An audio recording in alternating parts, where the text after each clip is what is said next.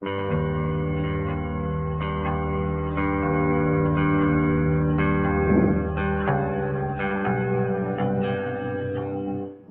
getting a lot of reaction to our story about bank employees losing their jobs only to be replaced with temporary foreign workers. And some of that reaction came directly from the head of RBC today in an exclusive interview with our senior business correspondent, Amanda Lang. That's coming up. But first, Kathy Tomlinson with more stories from more employees at more banks. It appears they're in every major bank. Foreign contractors here temporarily taking over work that will go overseas while Canadian workers go out the door. I had to train one of the guys to do the job I was leaving. Juan Terrazas worked in IT for TD Canada Trust. He says he and dozens of others were let go last year after temporary workers showed up to learn the ropes. My salary, my location, my bonus, everything just went out the door. I was replaced by an employee hired from Mahindra Satyam. Same story from Lisa Cobo, but at Scotiabank. She was on contract when the manager of this Indian outsourcing company here temporarily told her she was gone. You know, they often told me, we're here to make money, and then we're going to go back to India and have a great life. RBC terminated Gail Tedford's job last year, she says, similar circumstances. I don't care what RBC says. I know what they did to me, and I know what they did to many other workers. And what they're doing is totally unethical and unacceptable. Joanna Ganachinska also saw her RBC job go to a foreign worker. That's why they came here to train on the jobs that we were doing. They had no skills whatsoever. We heard from BMO staffers and some from CIBC saying it's happening there too. There's a flood of upset IT workers, many now unemployed. The opposition leader is taking up their cause. The employee who's losing his or her job doesn't care what kind of a loophole it is. All they know is that we have a Canadian government that is allowing this to take place. As many Canadians join in. My last check at the Royal Bank of Canada. Brian Sear is just one bank customer expressing his outrage by closing his RBC accounts. It's outrageous what we're doing to our country. On Facebook, there's a boycott RBC page, nothing less than national outrage. The immigration minister says it's against federal rules for any foreign worker to come here, even temporarily, if it costs a Canadian their job. It's clear now, though, this type of outsourcing is common and many Canadians want it stopped.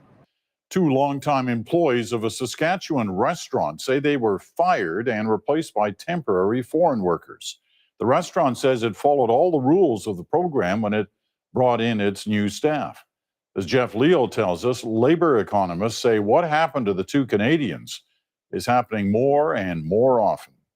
This letter is formal written notice of your charge. Sandy Nelson can barely manage to read her letter of dismissal. Last month, the 58-year-old waitress was let go after 28 years of working at Brothers Classic Grill and Pizza. It hurts. I was so loyal to them, and they destroyed that trust that I had. All the workers were let go last month. Some were hired back, including temporary foreign workers who are now doing Nelson's old job. How can that be right? That they're not Canadians. I'm a Canadian. Absolutely devastated. Floored. Yeah. It's a question Shauna Jennison-Young is asking too. She says she loved her job at Brothers, where she worked for 14 years. But now the foreign worker she trained has taken her place. The jobs they have aren't jobs that nobody wanted. We wanted them. We were good at them. The issue of temporary foreign workers taking Canadian jobs got the government's attention following a series of stories by CBC's Go Public. The reports focused on some McDonald franchises where Canadians lost hours or jobs to foreign workers. This economist says it is a growing problem. I have genuine concerns that Canadian employers are distorting the program, sort of breaking the rule, I think explicit rules of the program to their own advantage. The minister responsible says this is a priority. Abuse is unacceptable. Displacing Canadians from jobs is not tolerable. I can tell you as soon as we've learned of any allegations of abuse, we've immediately launched investigations, blacklisted the employers pending the outcome, and taken other disciplinary measures. And today, the minister's press secretary confirmed Brothers Restaurant in Weyburn will be investigated. The owners of the restaurant say that they follow all the rules of the temporary foreign workers program. And they emphasize that employees are a valuable asset and they take their obligations to them seriously. The replacement of Canadian employees by temporary immigrants has stirred significant controversy and evoked diverse opinions among the public as more employees are losing their jobs only to be replaced with temporary foreign workers. This practice has faced backlash from critics who argue that it can lead to exploitation of vulnerable workers, as temporary immigrants may be subjected to lower wages and subpar working conditions. There are concerns that this approach may also depress wages for Canadian workers and hinder their job prospect. Good evening, everybody, and welcome to a special edition of Speak Your Mind. I am Pastor Giovanni, and we're going to be here together to give you guys the following topic and give you the opportunity also to speak your mind on this matter. Right away, we would love to open the lines so that you can call us in this moment, 877-785-8700, or if you want to send us a message through WhatsApp, if you say, hey, Pastor, through WhatsApp, I like to communicate, 437-233-9815. I am not alone, but I have with me my co-host, Mrs. Audrey. How you doing, Miss? Good evening. Hello, good evening, Pastor, and welcome, everybody. I'd also like to let you know that you can join our Telegram poll by scanning the QR code that appears on your screen and vote on the following for today's topic, immigrants and the workforce. Do you think that refugees, immigrants are helping the country, or have they become a problem? Let us know what you think. Do you think everybody should be welcome and accepted? Do you think they neither hurt or help the country? Do you think that they should close the borders because they are the problem? Or do you think the government is always a problem? Let us know what you think, and we'll be announcing the results during our show. Thank you so much, Miss Audrey. You guys have that opportunity to speak your mind. When we come back, we're going to be taking some phone calls. We're going to be reading some comments. But first, I would love to show you about Canada's immigration targets necessary to offset aging workforce in that demographic. I want you to pay attention. We'll be right back with your program. We're turning now to Canada's immigration strategy. At a time when skeptics are questioning Ottawa's plan to ramp up immigration, a new report argues the country needs to welcome more newcomers to counterbalance its aging demographic. With me now is Randall Bartlett, Senior Director, Canadian Economics with Desjardins. Hello, thanks so much for being with us. Oh, thanks so much for having me. So let's start at the very beginning. Why is it important to address the issue of our aging demographics here in this country? Why do we want to counterbalance what's happening?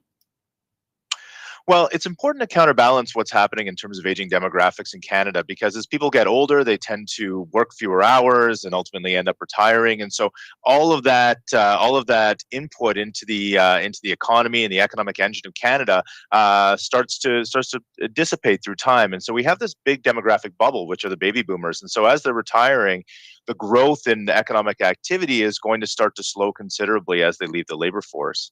The other side of that is that as people age, their individual healthcare costs increase almost exponentially. And so as a consequence, not only do you get the economic growth slowing, but at the same time, you get costs rising dramatically. And so there really is this offset between those two factors. And so unless we start increasing economic growth through higher population growth or through increased productivity, those costs as a share of economic output are going to continue to rise. So we need younger people, more younger people. Is that it?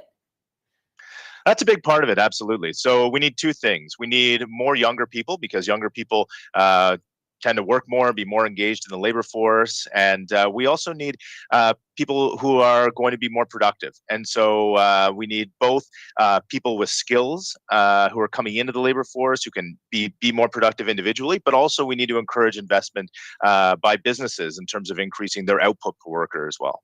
So the way to address this gap is to welcome more newcomers. Tell us more then about the Desjardins report looking at this very issue and why it is so important. So the Desjardins report looks at the trade-offs between what we're seeing in terms of demands from the labor market in the short term, because right now we have we have a high job vacancy rate. We have one of the lowest unemployment rates in Canada since the mid 1970s, and so we have this demand in the near term in the labor market. In the longer term, we have needs of more workers coming to the economy, higher productivity in order to offset the drag from aging and ensure that we have fiscal sustainability at the provincial level as healthcare costs continue to rise.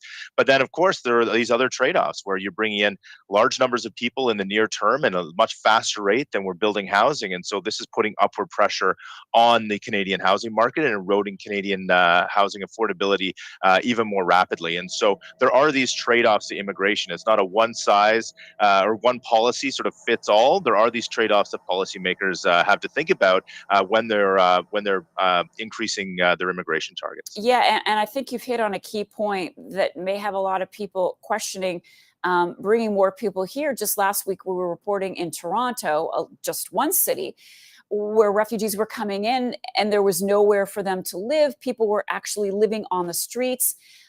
So how then do we, getting back to the first word that we use, balance, how do we balance that need with providing places for people to live? Yeah, so we have to think about immigration as not just one group of people, but as many different types of people with different characteristics. And so when we look at immigration in Canada, so permanent residents, the majority of those, about 60%, are economic immigrants, which have phenomenally positive labor market outcomes, both in terms of their ability to find employment quickly, and then the earnings that they make afterward are very, very strong. In fact, outperforming the average in Canada. So we have very strong outcomes from economic immigrants, and they make up the majority of permanent residents. But most of what we're seeing in terms of the population growth right now isn't on the permanent resident side. It's on the non-permanent resident side. So that's temporary foreign workers and foreign students. And so they, particularly those foreign workers, are coming in at the request of employers to meet a short-term labor market need that they have.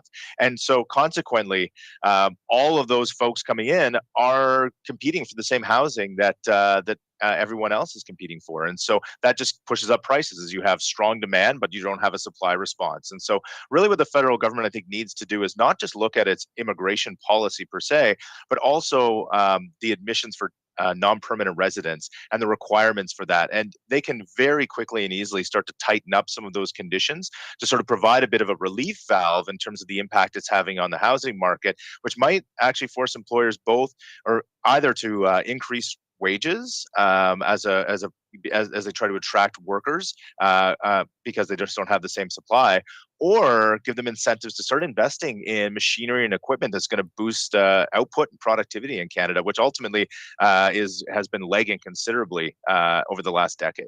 Randall Bartlett, thanks so much. Randall is the Senior Director of Canadian Economics with Desjardins. And that is the question that we have for you right there on your screen. Are immigrants causing problems in Canada or actually helping? With us now in this moment, we have Ravi. Let's see if we can connect them in this moment right now. Ravi, do you hear me? Yes, I hear you. Good evening, Ravi. How you doing? Not too bad, Pastor. Ravi, we're asking everybody the following question about the immigrants, especially here in Canada. Do you think they are benefiting the country? Do you think it's the total opposite? Do you think they don't make a difference? What's your opinion on immigrants being here in this country?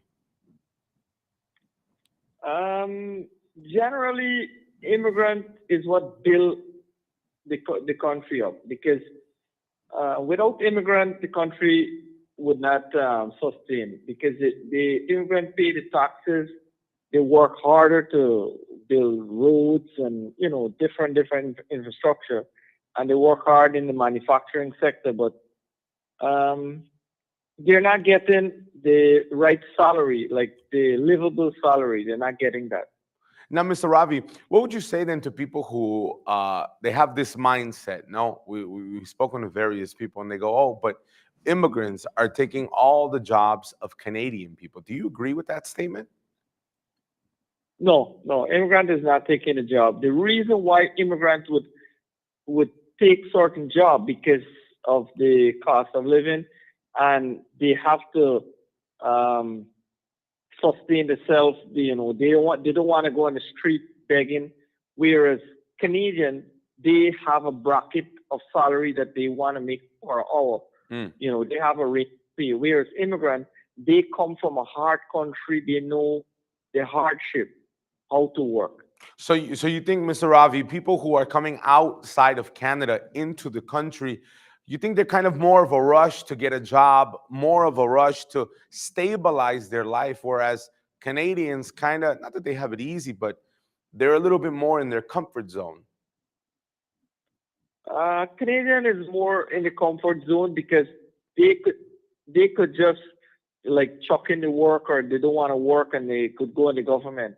And that's what the government does not look exactly at people who need, like they're sickly patients, sickly people who are disabled or really need the support from the government. Whereas there's some immigrants who are very strong and healthy and just depend on the government instead of going out there looking for jobs. Now, Mr. Ravi, last question. Are you someone born and raised here in Canada? No, I was born out of Canada. What country, Mr. Ravi? Guyana, South America. Perfect example then. Mr. Ravi, when you came here to this country, did you come here to this country to take a vacation or to go forward with your life? To go forward, to gain new opportunities. Perfect. Well, Mr. Ravi, thank you so much for speaking your mind. God bless you. Have a good night, okay? Okay, thank you, Pastor. 877-785-8700, Mrs. Audrey, like Mr. Ravi said, who is from originally another country outside of Canada. He didn't come here for vacation. He came here to work. He came here to progress. Do we have any more comments? Yes, Pastor, I actually have two. Eli says like this: it's all just too much. They want our jobs, they want our homes, and they don't add to anything. As opposed to Stacy, that actually says here, everyone should be welcomed. I came here from my home country as a refugee, and if Canada did not accept me, I would have nowhere else to go. After 10 years, I am proud to have been able to obtain my Canadian citizenship. I know things may not be great at the moment, but it's not the people's fault, and it's not them to blame. The government just needs to adjust and make room in housing, in workforce, and etc. This is just her opinion. Just like you can go ahead and share your opinion, and we'll read your comments here. Again, our WhatsApp number you can text is 437-233-9815. Thank you so much. And also, you can scan the QR code at the bottom of your screen so you can join our poll that at the end, we're going to be sharing the results with all of you. Now, we want to show you a different take on immigrants who, according to this comedian, has been stealing jobs in Canada. We'll be right back. Interesting experience I had recently. A white woman in a work context came up to me after learning that I was half Filipino. And this is what she said as her introduction to me. She said, when I was growing up, we had a Filipino nanny. Wait, she wasn't none. When I was growing up, we had a Filipino nanny, and my brother got her pregnant. Okay. Yeah, let's pause a bit. The choice of words there, got her pregnant, that's messed up. There's like, that's suggesting that there was a trick happening there. But what's really messed up is if you know about the live-in caregiver program that brings a lot of Filipino women to this country to raise children, they have to stay working with the same family for several years in order to be considered to be a permanent resident. So that means they have to stay silent. They can't complain a lot, and they're subjected to a lot of abuse. And so there's thousands of women here who have for years been raising children, and their demands have simply been that if we're good enough to raise your kids, we're good enough to live here. I think that makes sense. But actually, just this week, this government changed laws to actually make it harder for these women to become permanent residents. And it's not actually an outlandish demand because this very thing is granted to people who are deemed skilled workers. So you can actually come here from another country if you're deemed a skilled worker and become a permanent resident right away. What is a skilled worker? So I looked this up. One of the first things that shows up on the list of skilled jobs, actor/comedian. Okay. Don't get me wrong. I appreciate the flattery.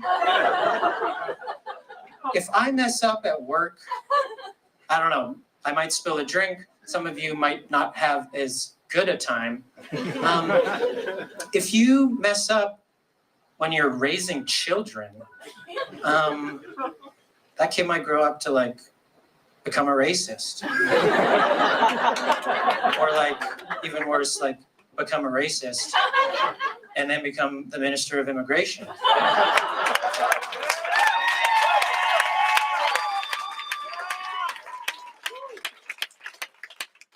We're undervaluing that labor, and of course that's mostly the work of women that we're undervaluing there. But the racism was also coming up this year around the temporary foreign worker issue. So for those of you who saw that, that was some people in Victoria who were initially angry because some Filipino folks as temporary foreign workers were here working in a McDonald's, and apparently there were some teenagers there who wanted those jobs. And there was a big uproar.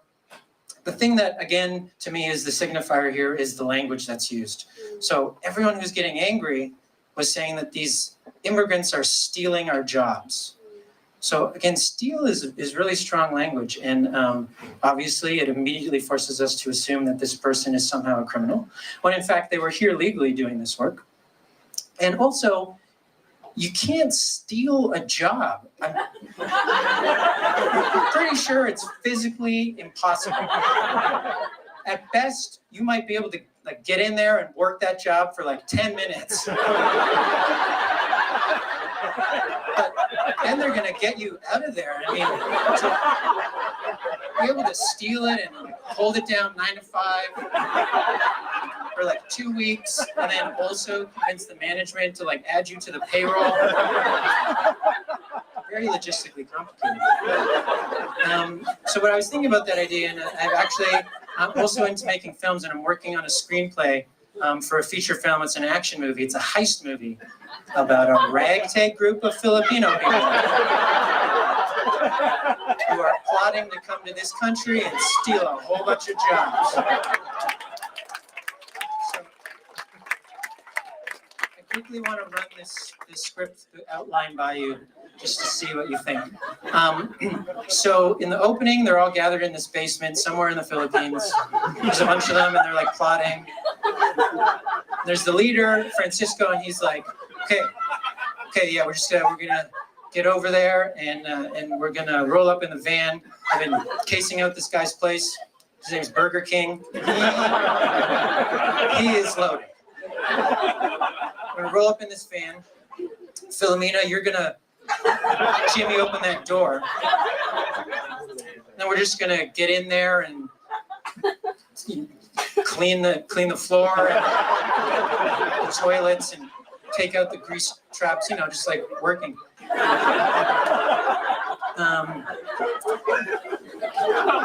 And then the second act is these folks spending 4 years saving up the money to even be able to come here in the first place. It's a long second act. But then it happens, and they get here. And in the final act, they're going in, but right before they're about to do it, they're about to break open that door, one guy gets cold feet, and he's like, no, I'm out. I promised my wife the last job I stole was the last job I was going to steal. Can't do it. But of course, Francisco, the ringleader, he brings them out together and he says, oh, we haven't even let me told you about the jackpot at the end of this, the payday. Minimum wage. The legal minimum amount of money that can be paid to a human being in this country. Well, if we play our cards right, we're going to be making minimum wage. Thank you for having me.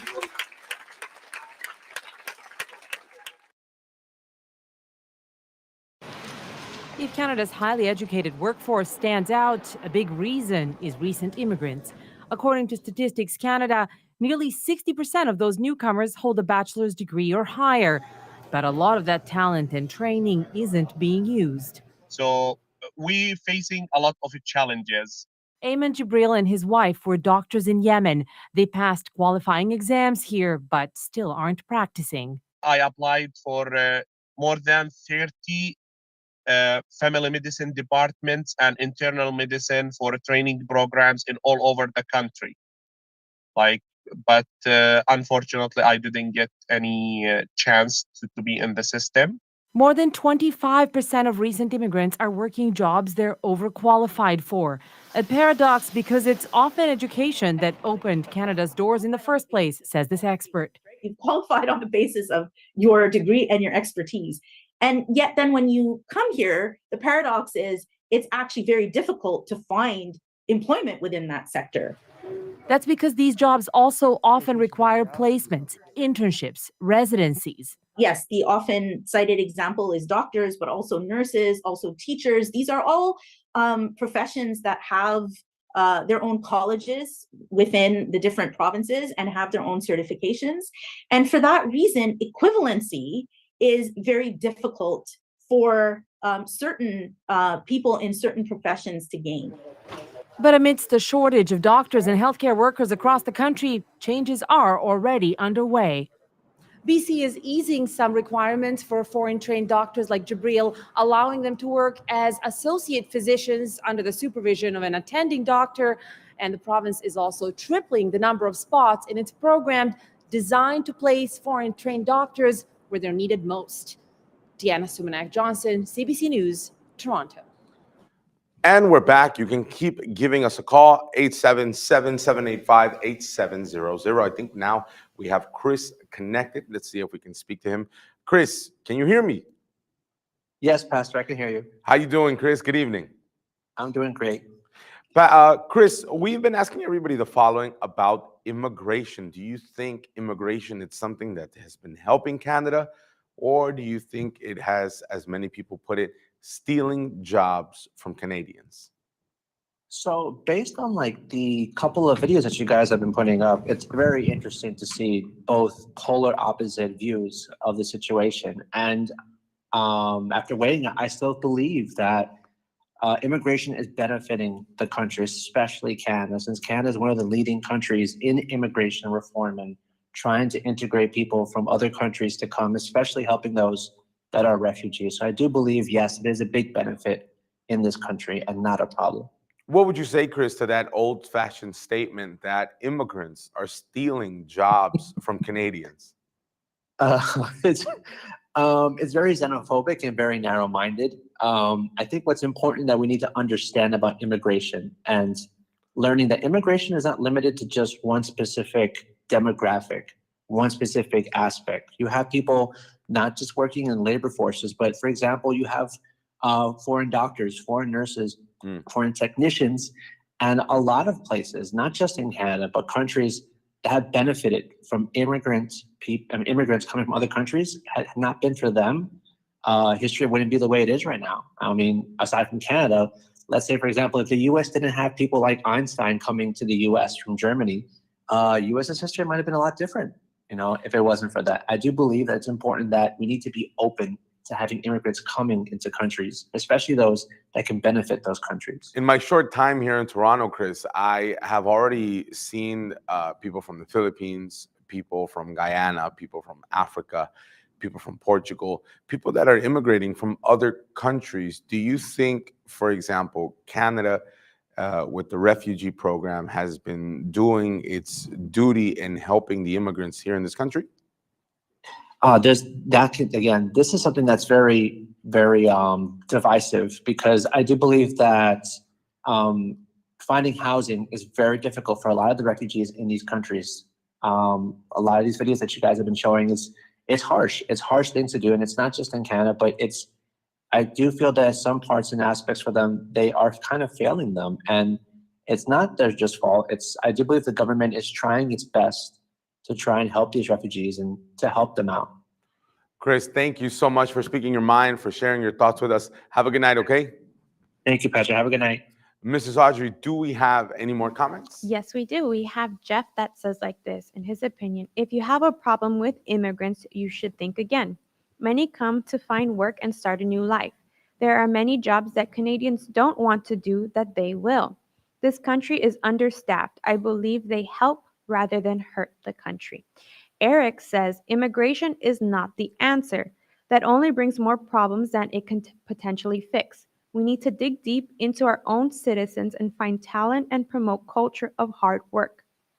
Hard times are ahead, and it seems like most younger generations has lost the will to fight and to own their own house, to have a family, and etc. What we need is stricter immigration laws that will get the right quality of people to work here. So there we have it. Yeah, very, like Chris had said, a very divisive group of comments, people who think the opposite. But let's see what people here in Toronto had to say about the matter. We'll be right back.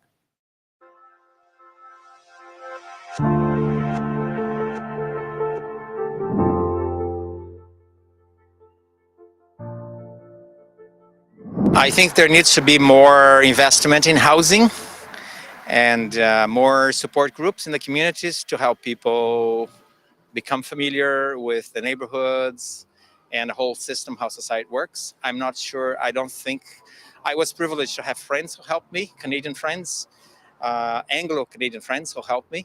That was excellent. I don't think we could have done it without their support. But I agree with the policy of the government that the age of everyone that coming in Canada has to learn to English, right? So that's a good thing. But that's because of that, a lot of immigrants, that's really hard to come here. That's why they go now to a visa for student. That's the easiest for them to come. But this is a big financial problem for them to pay the tuition fees because it's very triple or quadruple the tuition fees compared to the regular Canadian. That's up to the government to give proper funding for you guys instead of having you guys sleeping on the streets. Do you think Canada should close its doors to immigrants until the crisis is solved, the housing crisis, or we should continue to let people come? I think the doors should continue to be closed because there's crisis everywhere. Some countries is even worse than here. So I think Canada should continue to keep its doors open, but maybe some more public education programs and more funding to support immigrants as they come, not just leave them on their own. Well, I think that that's supposed to be what Canada is all about, right? You know, we're supposed to be here for that. You know, this is a great country, man. We should be sharing it with people who are looking for a better life, right? Getting away from troubles and coming here for a better chance at living. Don't let them come in anymore because it's ruined the people the people who work hard here. We don't get enough for the pension that we got from the government. Me, I work hard. I work at the nursing home for how many years, but I only have $600 pension every month. I think if they don't work out something for housing, we should close the door for a bit because we have so many people here in the city who are homeless, and it just adding more people in that we can't feed, we can't house. It's like if you have a full restaurant, you don't ask more people in and make it overcrowded for nothing. Canada bringing refugees and immigrants is helping the country or making the country have more problems? The immigrants can help, but the refugees, we work hard in this country to get our pension, right? But these people are more than wealthy with us. The refugees, they are rich in their country because they are from the Middle East country, which is a very rich country with an oil they have. But the thing is, when they are here, they just give them everything they can. They have their own living with a house, good housing, provided by good housing by the government, and plus the money they are getting. But we people, we work hard. But how much we have in a pension? It's only $600. How can we survive with the $600? Well, you know what? My best friend is an immigrant. I was in a house fire, and he wants to be a Canadian citizen, hardworking guy. Exactly the kind of people we need here in this country. You know, Canada's always been open arms, welcoming. I don't know anybody who complains. You know, I love everybody here, man. All the new people here. I don't think they are the problem with housing. I think the housing crisis is probably the financial market, how they are exploiting the situation to their own advantage. I don't think immigrants are the problem. I mean, Canada could not live without immigrants. That's the fact.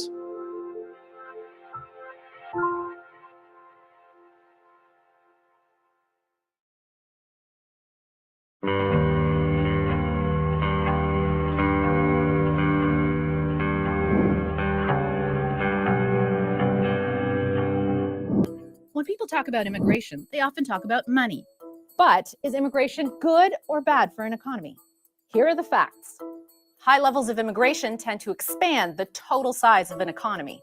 More people in Canada means more people buying clothes, groceries, and cars. More people equals more money being spent. So our economy gets bigger, but that doesn't necessarily mean more money for everyone. Typically, in developed countries, GDP per capita doesn't increase much. At least, not initially. New immigrants tend to have much lower earnings than their Canadian-born counterparts. During their first years in Canada, they don't pay as much tax as the average Canadian, and they're more likely to get help from the government. But that changes over time. A Carleton economics prof says, in terms of social assistance, immigrants eventually become like the rest of the population, and in time are no greater drain on government services than people born in Canada. So eventually, immigrants don't need more social assistance than Canadians. But what about their impact on the job situation? According to the experts we spoke to, immigration does have some initial negative impacts on wages and employment. That's because an influx of people working for lower wages brings down averages in an area. But that's short term. Long term, the impact on workers is neutral. Not a benefit, not a burden. Newcomers are also more entrepreneurial than the general population once they get comfortable in their new country. Business ownership rates are higher among immigrants who've been in Canada for a decade or more. But they're more likely to have a service or a retail startup, and their businesses tend to be on a smaller scale than their Canadian counterparts. Think of it this way. If you take 100 immigrants and 100 people born in Canada, the immigrants will start more businesses, but they'll employ fewer people in total. But having an influx of immigrants is still valuable for a country like Canada with an aging population. All those retiring boomers mean taxpayers will be on the hook for higher healthcare costs, benefits, and government services. Low-skilled immigrants can help fill labor shortages, and newcomers with a higher education, work experience, and the desire to make things happen, they can transform a country or even a sector. Case in point, Silicon Valley in the US. Of the 87 most valuable private startups, more than half were founded by immigrants. And 71% of them had immigrants in key executive roles. And there are also countless examples of immigrant success stories in Canada.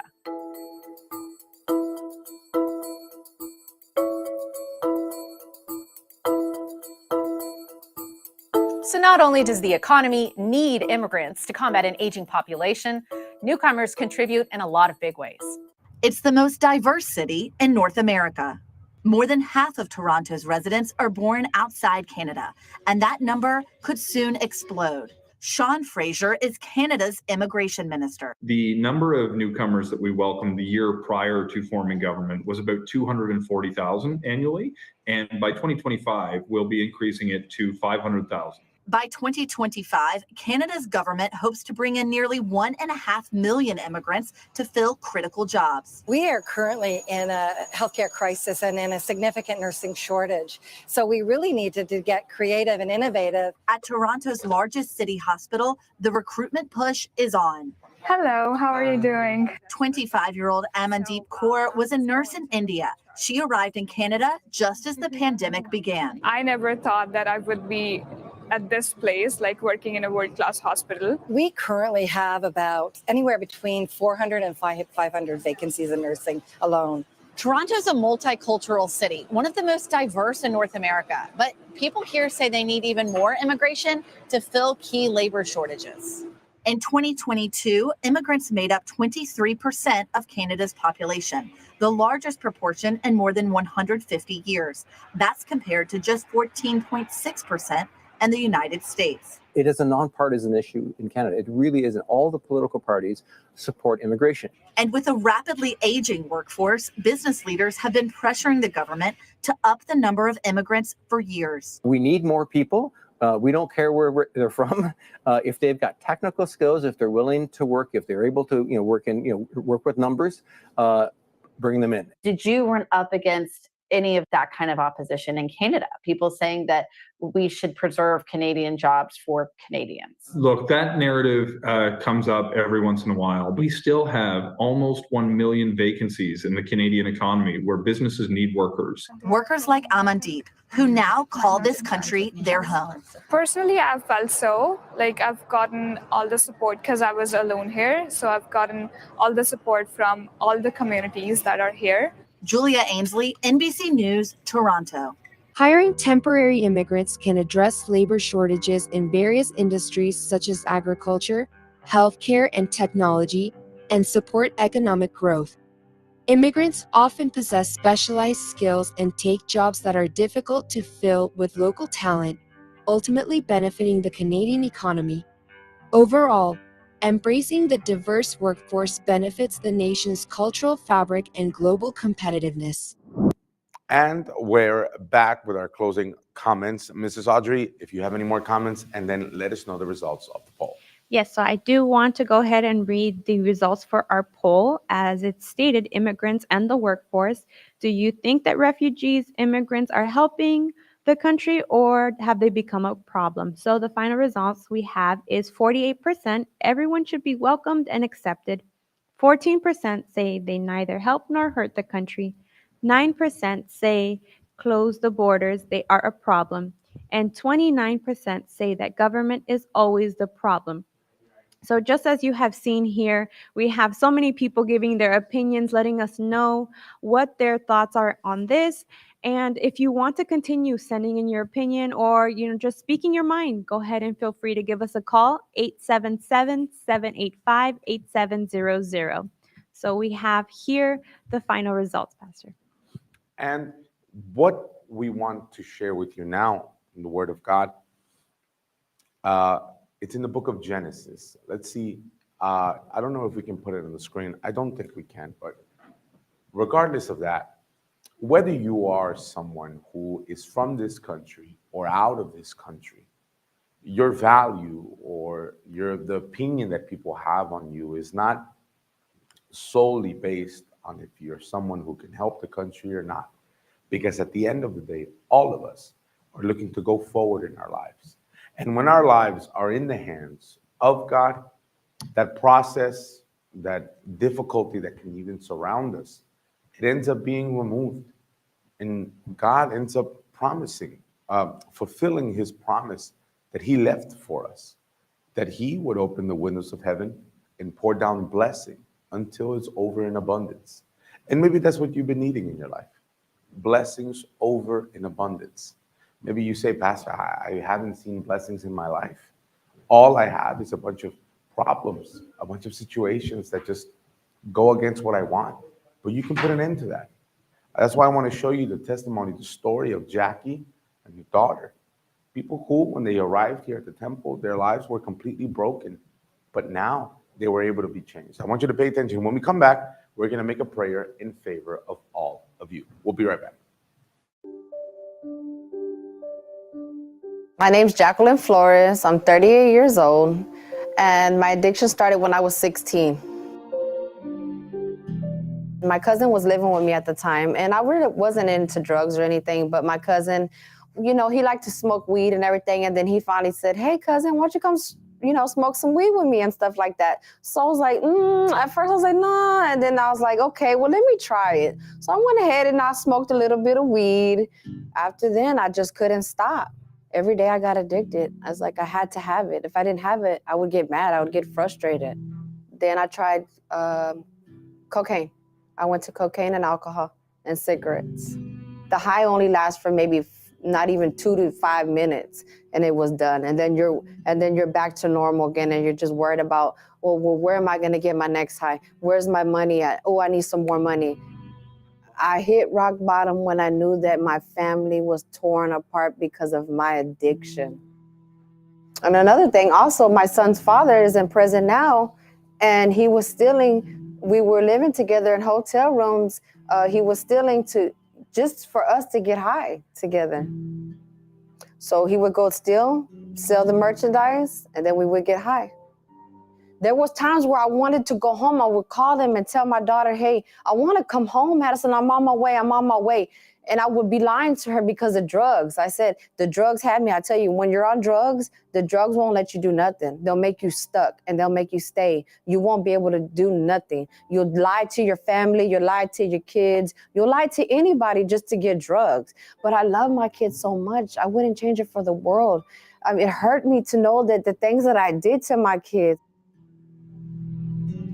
What I have experienced with my mom was very hurtful and troubling. When I was about 10 years old is when I first started noticing and actually understanding what my mom has been doing. But as I grew older, me and my mom we've always fought a lot and we always argued and we never had a close relationship ever in my life. I just didn't feel like I had a mom in my life and I didn't have my dad either. So when I wanted my mom most, I didn't. My mom would leave sometimes most of the day and every day. When she would leave, I would be so worried. So I would have my phone, I would text her over 100 messages a day because she wouldn't come home for about a couple of days or sometimes a week. I would think either she was dead or if she was in prison. So I was really worried because I had my brother with me. And I would have to take care of him. If she wasn't there, I would take care of him. And so I would tell her, where are you? You should be home. Why are you not with your kids? Because if you're not with your kids, it's not a family and we would be worried. I was introduced by the Universal Church through a friend of mine. She always called me, hey, Jackie, are you coming to church? We need you to be here at church. How are you doing? She would come to my house to check up on me. The process of me going to church and getting off of drugs, it took a while. I would go to church, come out of church, fight it, go back to drugs, come out. It was about 3 years I was fighting it.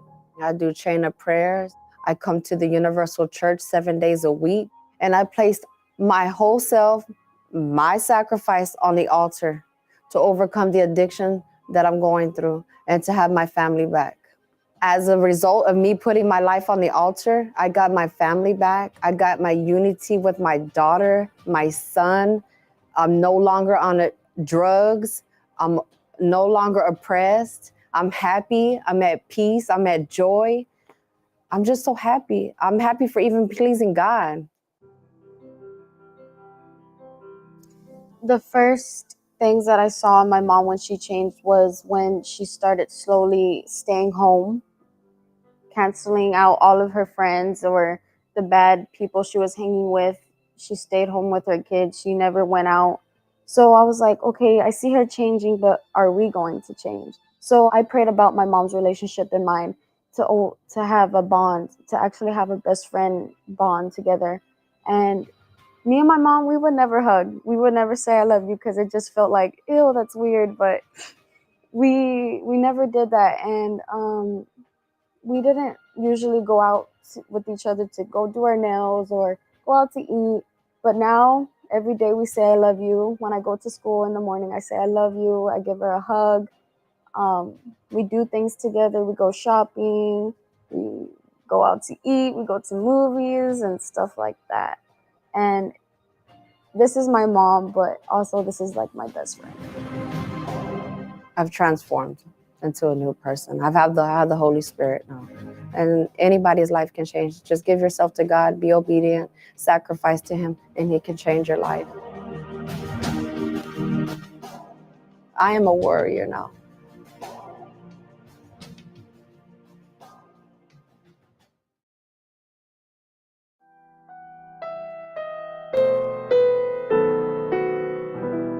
I lift up my eyes to the hills. From where does my help come? My help comes from my Lord, who made heaven and earth. He won't let my foot be moved. He who keeps me is the Lord.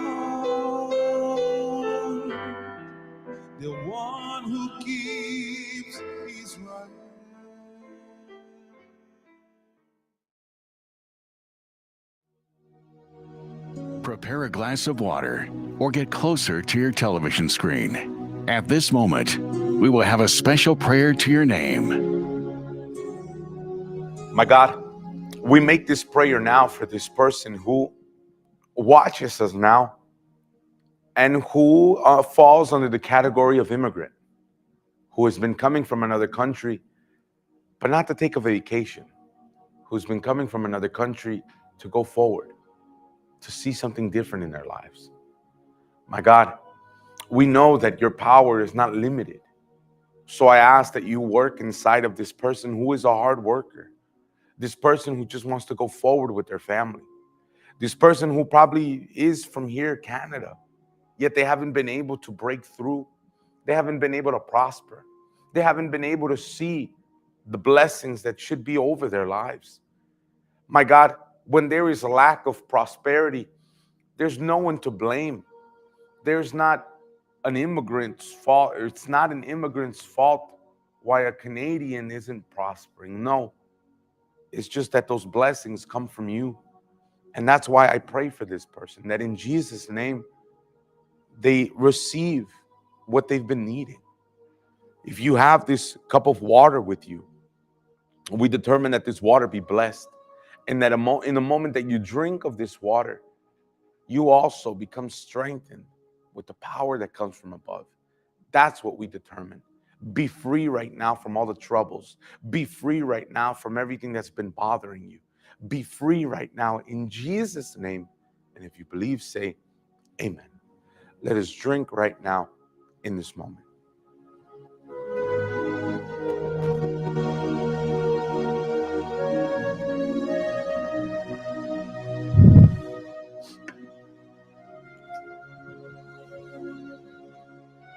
Amen. You are blessed. And if it's one thing that we want to show you, you're only going to be able to see the power of God in your life, much more with prayer, much more than prayer, but with provoking that. You want to provoke that change, provoke the miracle this Sunday, 10 o'clock in the morning, in our gathering of faith and miracles here in Toronto. Like you guys see right now on the screen, 2420 Dufferin Street. We're in the corner of Bowie Avenue and Dufferin, a block and a half away from Eglinton, a very popular avenue. You can take the 29 bus or the 929 bus, and you're going to end up right in front of our temple. If you're watching us now and you want to put an end to that suffering, well, then you are more than welcome to be with us this Sunday. God bless all of you. Thank you for allowing us in your home. Have a good night.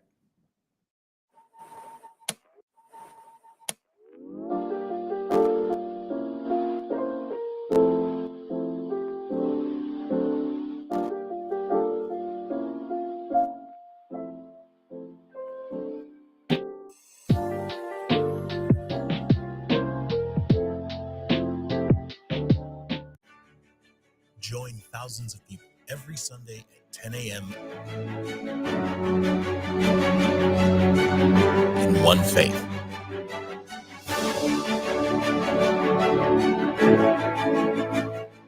Based on this word, again, I say to you that if two of you agree on earth concerning anything that they ask, it will be done for them by my Father in heaven. Matthew 18:19. Receive the 7 prayers.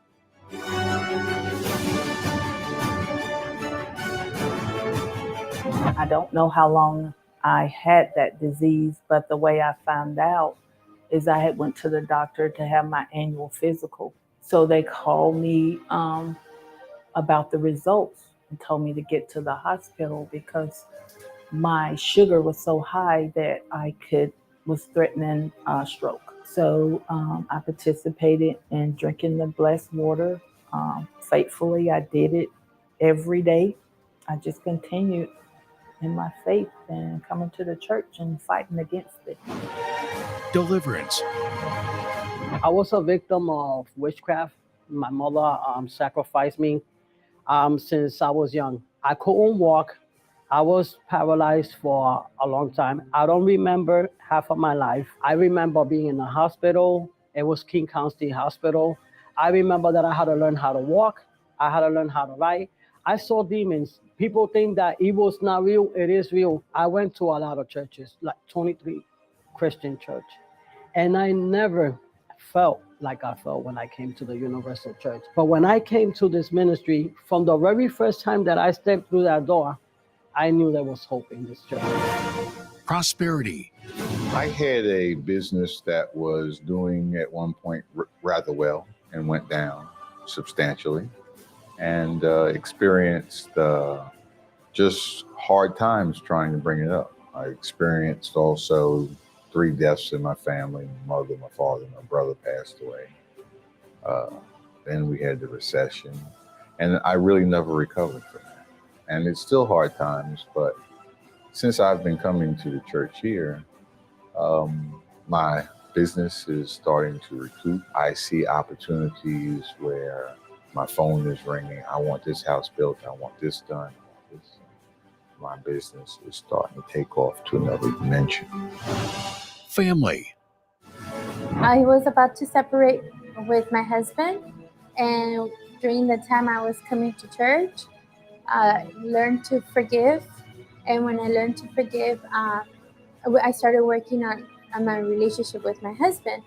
And when my husband never opened up to me, never told me what was going on with his life, until one day I got a knock on the front door, and it turned out to be the police. And I had to learn, okay, God, you are here. I learned through the church, through tribulations, you use your faith. And that's when I said, hey, God is talking to me. This is a way I'm going to find a solution to my problem. Love life. And my husband and I were very happy, loving. Everybody in the neighborhood know us and always want their relationship to be like our relationship. Our relationship was an example that people wants to follow. Until one day I found out that my husband had someone else. And that turned me into a bitter and an angry person. Me surrendering my life to the Lord, I got baptized, was filled with the Holy Spirit. Now I have no hate. I'm not angry. I want to even save other people. Try to counsel other people who are going through problems in their marriage. Encounter with God. The suffering in my life, it started with me just basically having pain all over my body. And my mom took me to the doctor. They could not figure out what was wrong with me. I started having headaches, and the headaches get worse. It would go like from maybe a day, 2 days, 3 days. Then I started to have stomach pain. My whole body was in pain. And I just felt like something, just like a brick drop on my head. And I had that headache. It was so bad. And I was sweating. I felt like I was going to pass out. I wake up one Sunday morning and I'm coming to church and I'm like, I'm not leaving the church today without giving my life to God. I'm going to baptize today. And I came to church. Service is finished. I got baptized. And I never looked back. Temple of Miracles, 2420 Dufferin Street, Toronto. 2420 Dufferin Street, Toronto.